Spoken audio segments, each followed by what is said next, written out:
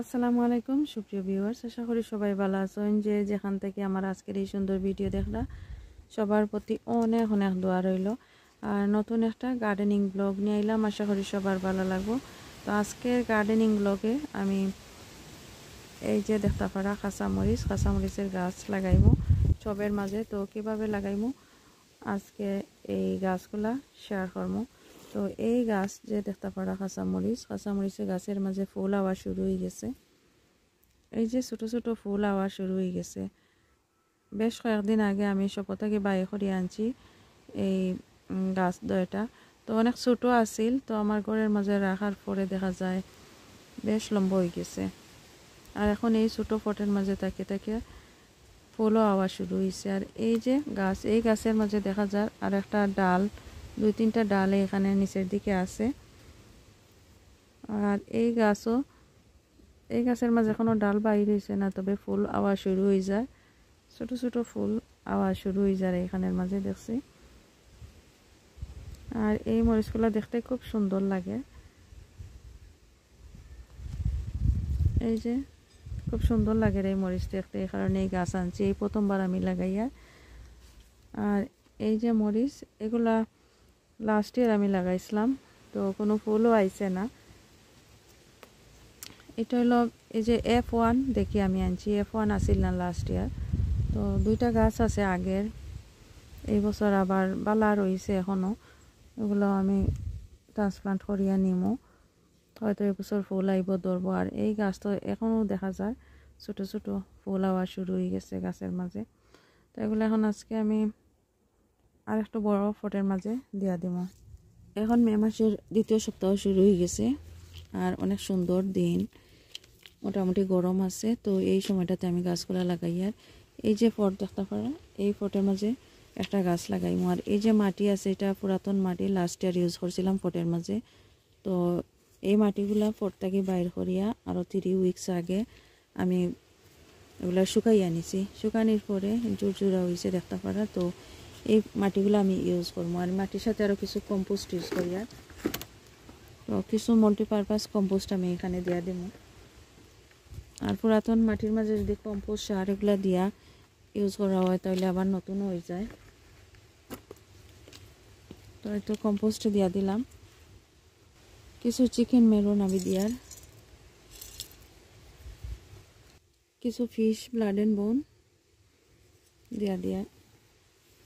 এখন আমি মাটির সাথে সব কিছু মিক্স করিয়া নিব। আর গাছ যখন আর একটু বড় হইব তখন আরও সার আছে, এগুলো আমি দিয়া দিব।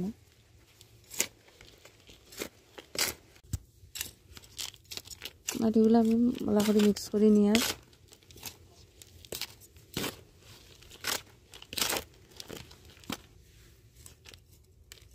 একটু গর্ত করে নেওয়ার মাঝখানে।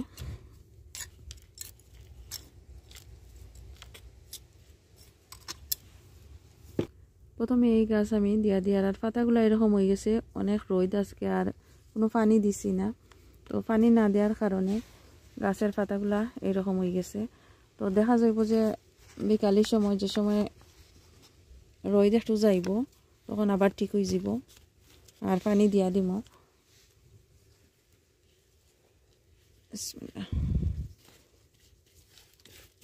মাটি আমি দিয়া সব দিক দিয়া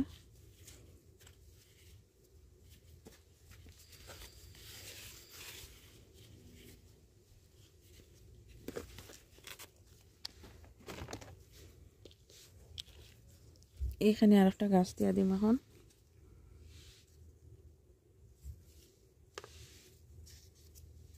এই গাছের গোড়ার মাঝে পানি আছে, ভিজা ভিজা আছে। তো এই গাছটা খুব সতেজ দেখা যায়।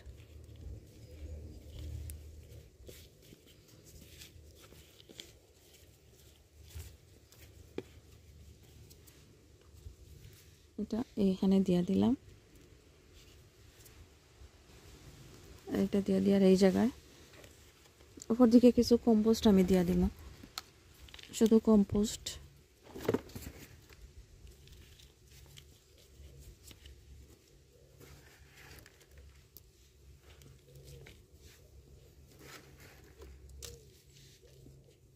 এই তো এইভাবেই থাকবো। আর 2 সপ্তাহ পরে আমি প্লান্ট ফুড যেগুলো আছে এগুলা ইউজ করবো গাছের গুঁড়ার মাঝে দিয়া দিমু এখন অল্প একটু পানি দিয়া দিয়া